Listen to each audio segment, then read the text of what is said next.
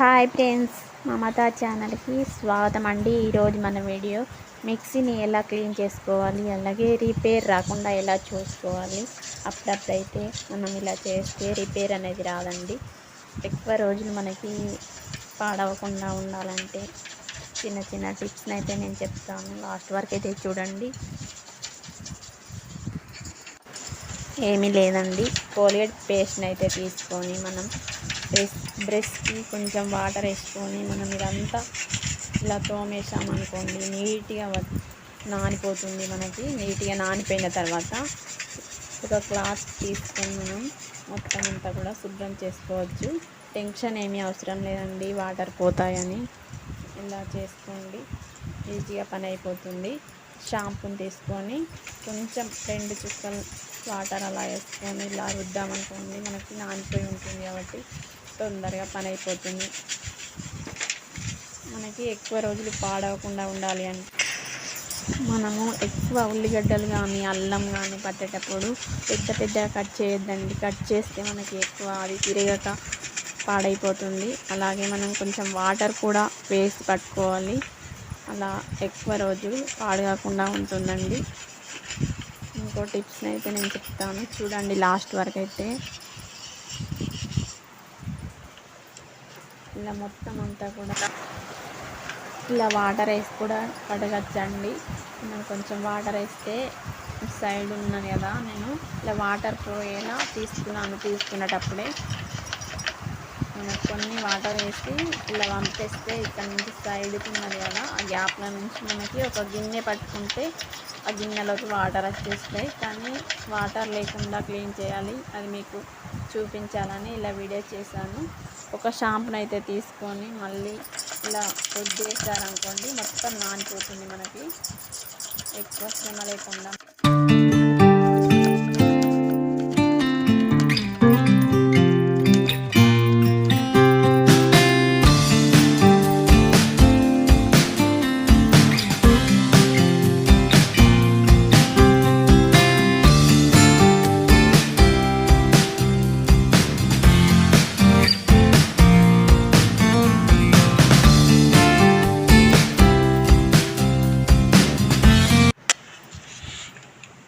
ఇప్పుడు మళ్ళీ కొత్త వాటర్ని అయితే తీసుకొని మళ్ళీ మనం ఇలా నీట్గా తుడుచుకోవాలండి.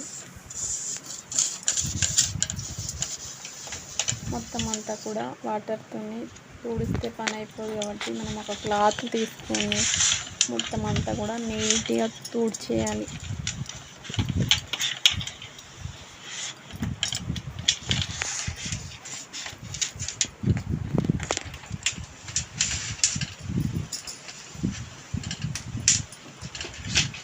ఎక్కడ కూడా మరక లేకుండా మనం తుడిచేయాలి నీట్గా.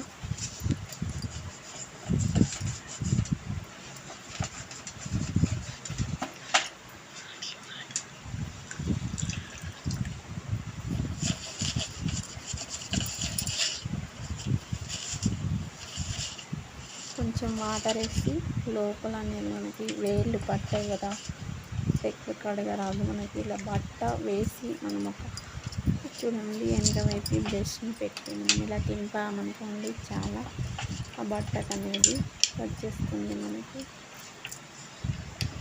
మళ్ళీ పొడి బట్ట వేసి మళ్ళీ తింపాలి. ఎక్కడ పదన ఉన్నా కానీ మనకి వచ్చేస్తుంది.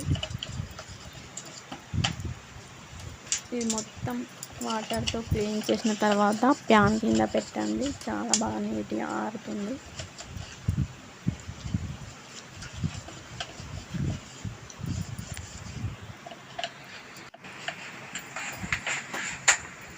ఇప్పుడు ఒక దూది పుల్లని తీసుకొని చూడండి, మనకి నానిపోయింది కాబట్టి దూది పుల్లతో నీట్గా తుడిచేయండి.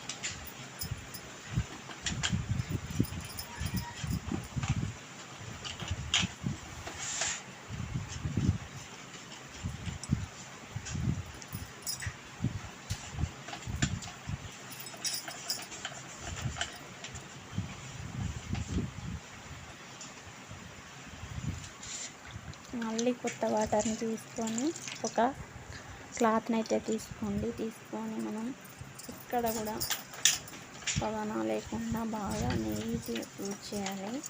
అంతే కదండి, షాంపూ కోలేట్ పెట్టాం కదా, దాని స్మెల్ రాకుండా. అలాగే మనం వాటర్తోనైతే ఇక్కడ కడగలేం కాబట్టి మనం ఇలా క్లాత్తో బాగా నీట్గా తుడవాలి.